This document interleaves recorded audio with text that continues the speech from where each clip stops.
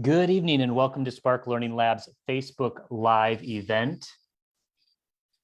Tonight, we will again be focusing on the newly released Build, Learn, Grow Stabilization Grant, which is a new funding stream available to help both early childhood programs as well as out-of-school time programs rebuild and strengthen their programming. My name is Mike Bachman, and I'm the director of Spark Learning Lab. Spark is providing multiple tiers of technical assistance to programs throughout this grant period. We will continue that tonight with this next episode of our Facebook Live series that delves more deeply into the Build, Learn, Grow Stabilization Grant. We do want this session to be interactive, so if at any time you have questions or comments, please post those. As always, our communications manager, Darcy Marlett, and our business specialist, Lisa Metler, are monitoring the posts and will let me know if there's anything we can address on the air. If we are unable to address your specific comments or questions tonight, we'll be sure to address them in future Facebook Live events or on the Build, Learn, Grow Stabilization Grant frequently asked questions. Tonight, we are again focused on the family child care home programs. Specifically, we will be addressing some new frequently asked questions that are found on the Build, Learn, Grow website and more questions we have received pertinent to the family child care business. So let's jump in. First, the Build, Learn, Grow partners are working daily to create resources, tools, and aids to assist you in successfully completing the stabilization grant application, spending your grant award, and retaining the necessary documentation for reporting an audit. In preparation for completing the application, if you have not yet done so, visit the Build, Learn, Grow Stabilization Grant website to confirm your eligibility, watch the Stabilization Grant webinar recording, and to download or view the other resources. You can download and review the provider agreements.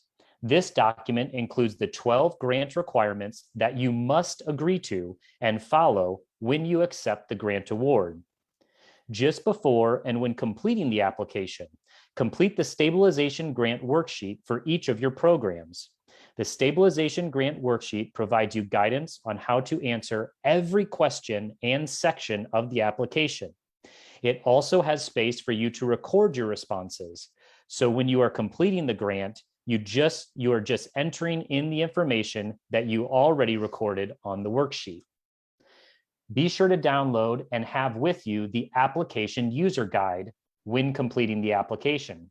The application user guide has screenshots and a step-by-step walkthrough of everything that you will find in the application, including troubleshooting tips if you find yourself with an error or technical difficulties.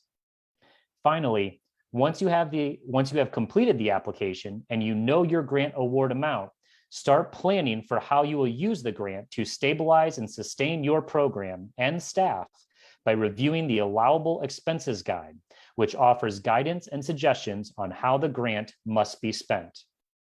Of course, throughout the process, the most expansive knowledge base about the grant is found within the Build, Learn, Grow Stabilization Grant website's frequently asked questions. That includes responses to the most asked questions about the grant and the grant process. Now let's jump into some of the questions and clarifications that we need to make based on new information that we have received from the Office of Early Childhood and Out-of-School Learning. A source of numerous questions is the provider agreement that states, my program will invest at least 25% of awarded funds towards increasing staff wages or benefits. Note, providers may not use these awarded funds to supplant or replace existing costs, but rather must invest in new wage and benefit enhancements. This requirement does not apply to local educational agencies. The Office of Early Childhood and Out-of-School Learning and the Stabilization Grant partners have a clarification about this agreement that we would like to share. So the question we want to answer tonight is, are family child care homes required to use at least 25% of the grant to increase staff wages or benefits? And the answer is maybe. If you are the only employee of your family child care, you are not required to invest at least 25% of your grant award toward increasing staff wages or benefits. You are welcome to use your grant funds in this way, but you are not required to adhere to this provider agreement stipulation. If your family childcare home has employees other than you, then you will be held responsible for this requirement. One more time, because this is new guidance and different from what has been previously provided. If you are the only employee of your family childcare, you are not required to invest at least 25% of your grant award toward increasing staff wages or benefits. You are welcome to use your grant funds in this way, but you are not required to adhere to this provider agreement stipulation. If your family childcare home has employees other than you, then you will be held responsible for this requirement. All family childcare providers will still see this grant requirement in the final section of the grant application, but not all family childcare programs will be required to use the 25% of the grant to increase staff wages or benefits. Again, this is new guidance. It is what we have just received from the Office of Early Childhood and Out of School Learning. It is now included on the frequently asked questions on the Build, Learn, Grow Stabilization Grant website.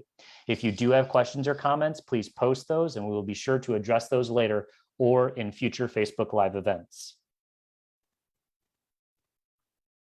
Recently, a number of family childcare grant applications were returned to the provider for correction because of how the provider recorded their average attendance and staffing information.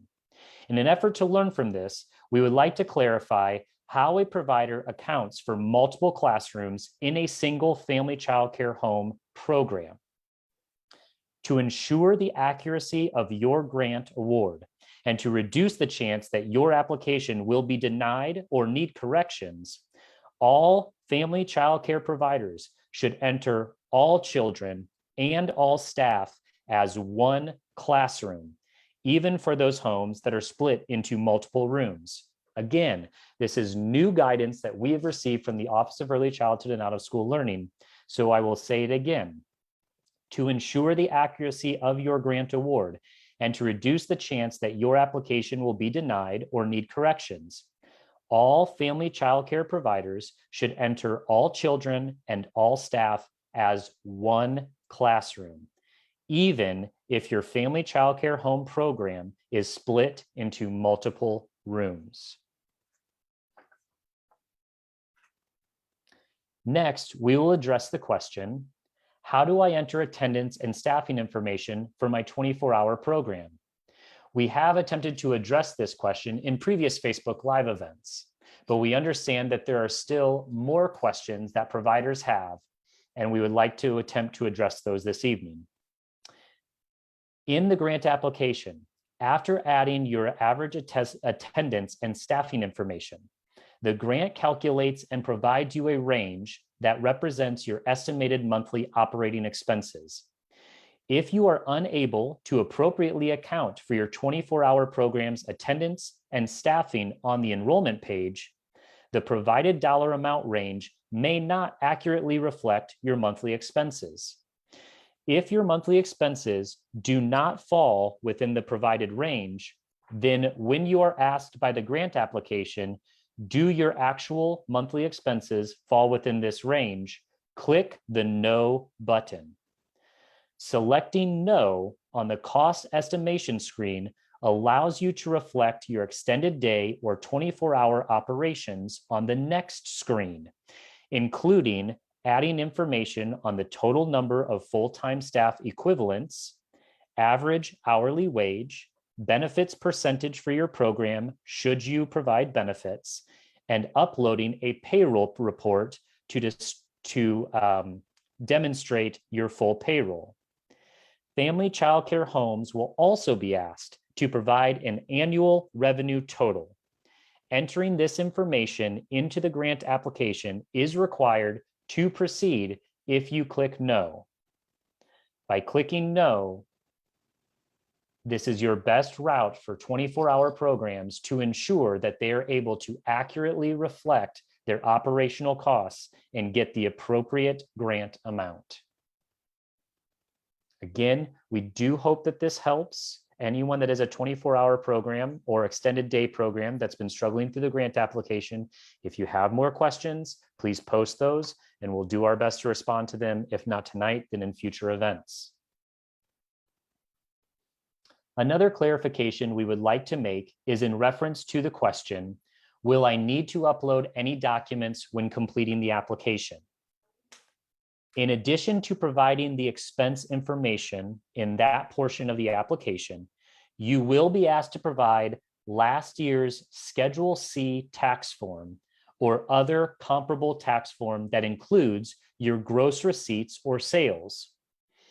If you are a first-year program and did not file taxes for your program last year, please provide a profit and loss report for the current calendar year. Documents must be uploaded using one of the following file formats: an image file, such as a PNG or JPEG, a Microsoft document, such as Excel or Word, or as a PDF.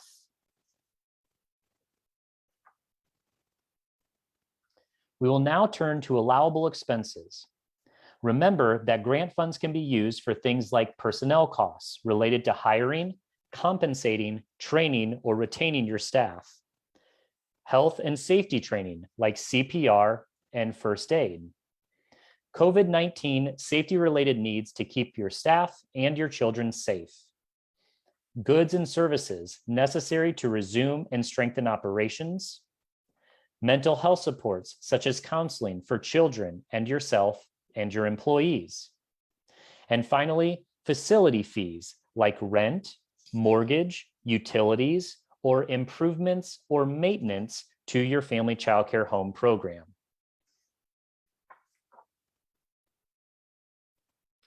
Spark recently received a question in the previous Facebook event about investing the grant dollars, then using the return from that investment to support ongoing operational costs. In previous Facebook Live events, we have discussed how programs can use the grant to free up operational dollars that they can then use in other ways. So it is with investing. Our recommendation would be to use the grant dollars to pay off a terminating expense, such as your mortgage, to support current staffing costs or utilities, or another allowable expense, and document for audit that the grant was used for these purchases. Then take the operational dollars that you would have spent on these items and you can choose to invest them. In this way, you are sure to have expended the grant on allowable expenses and have an investment that can support your operational costs into the future. The key here is in the documentation. You must make sure that you have receipts, invoices, or other proofs of purchase from allowable expenses within the grant period of January 31st, 2020 to September 30th, 2023, that total the grant amount.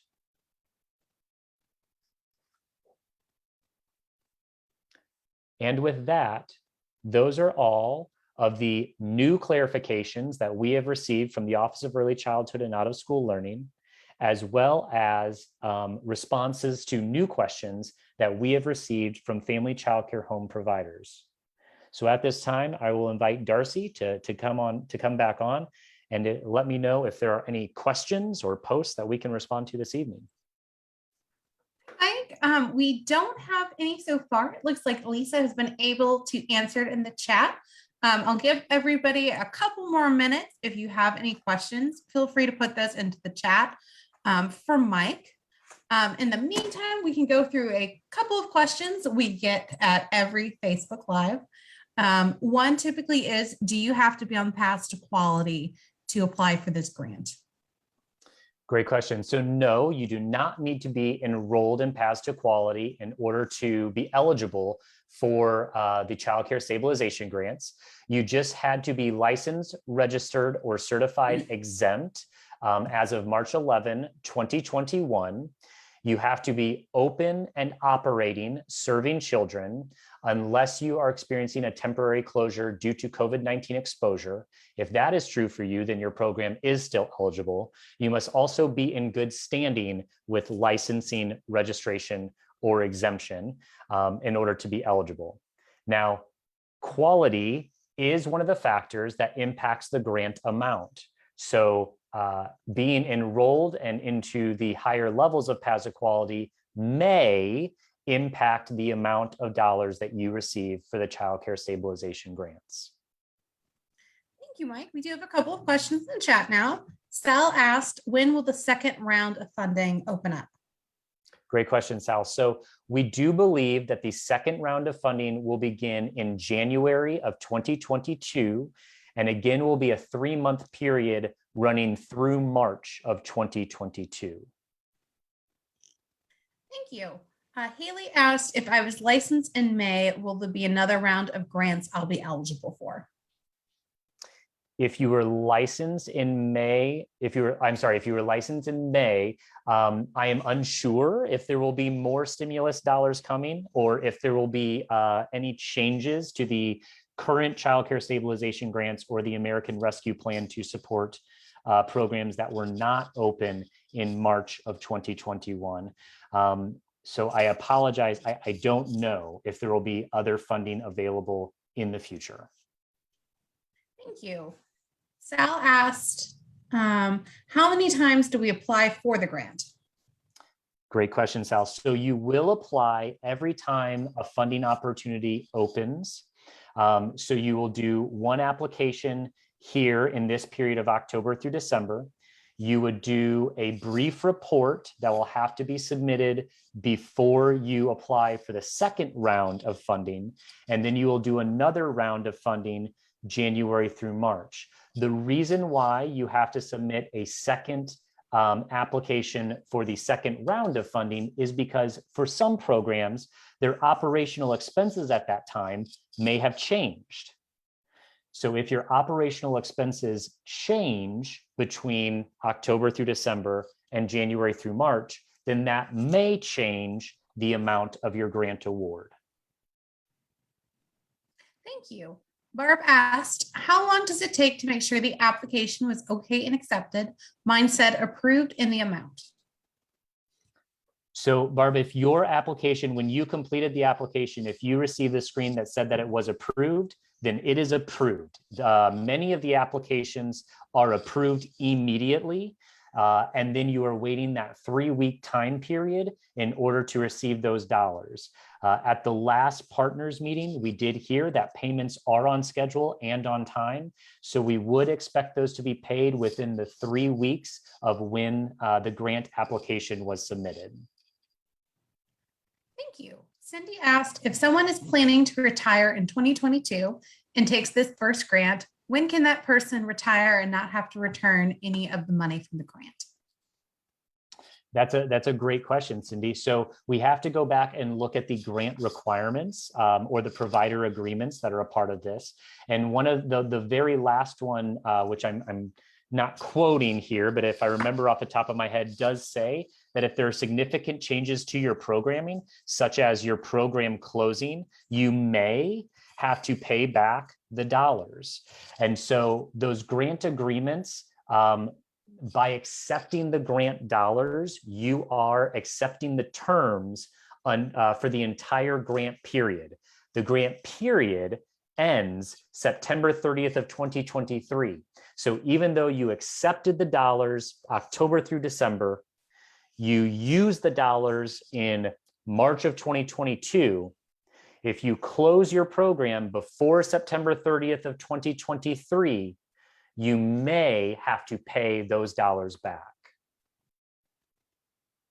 Thank you, Mike. Barb asked, does all of the first grant funds need to be used before we can apply for the second round in January? Oh, Barb, I'm so glad you asked that question. Absolutely not. In fact, Spark Learning Lab and the Office of Early Childhood and Out of School Learning strongly encourages you to not just go out and spend the money, but instead hold on to the money and do some very strong planning on how you can use it to stabilize and sustain your business.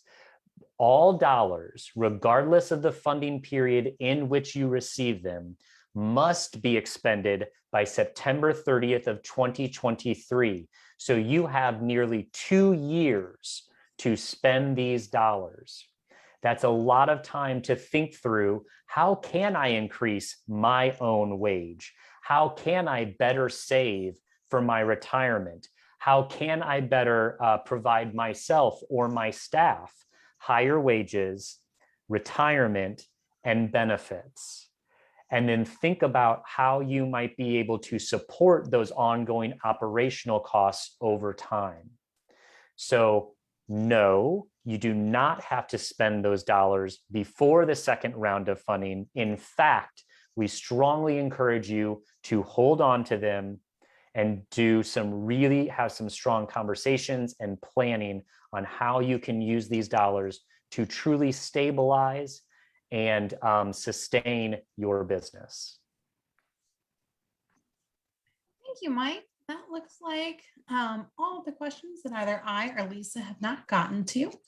On the next slide, Mike will also, if you didn't get your question answered or you think of something later, Mike's going to cover next where you can go to get answers to those questions as you think of them and over the coming days and weeks. Thanks so much, Darcy. And thank you all for being with us tonight and all of your questions. We do appreciate it. So again, you can learn more about the grant. In fact, even more so, you can learn most about the Child Care Stabilization Grants at stabilization.buildlearngrow.org. If you do have any questions or concerns, whether you are pre-application and you're just thinking about it, whether you are in the application and you're struggling to get through it, or waiting to get your dollars or have your dollars and you're not sure how you want to go about using them, you can always contact Spark Learning Lab. We are here to support you. You can email us, help@indianaspark.com. You can call us 1-800-299-1627 and just follow the voice prompts to get to the Spark Learning Lab help desk, where our help desk representatives will be there to assist you. If you're like me and you prefer chat, live chat with our help desk is also available during our help desk hours on indianaspark.com or in My Spark Learning Lab inside of the iLead portal. Just a reminder that all Facebook Live events are recorded and posted on the Build, Learn, Grow Stabilization Grant website and on the indianaspark.com homepage. So if you've missed any of them in the series, you're interested to go back and hear more, hear the guidance one more time, you can find all of that information there. Again, thank you all so much for being with us tonight, allowing us to clarify and better exemplify how you can use these grants and these award dollars. If you have any questions, let us know. Have a wonderful night and stay safe. Thanks all.